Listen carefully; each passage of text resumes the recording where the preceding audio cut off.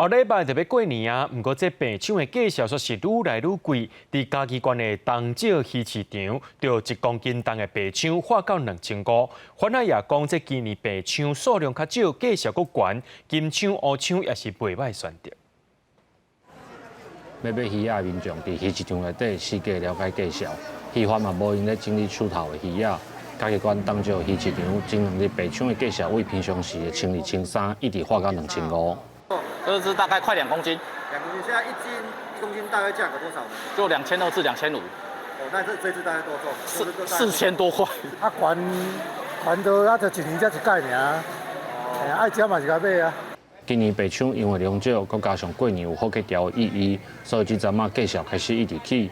鱼市场的人就讲，除了白抢以外，其实佮有一寡鱼仔嘛是袂歹。它白鲳这个话大概3、4尾1公斤，然后这1公斤大概800、900块。金鲳鱼的话，这个大概2尾1公斤，这个大概300块左右。乌抢啊，银抢啊，干怎？啊，价钱较俗啊。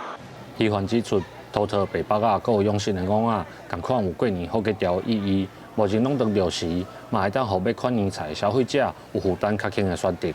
记者林慧婷，嘉义报道。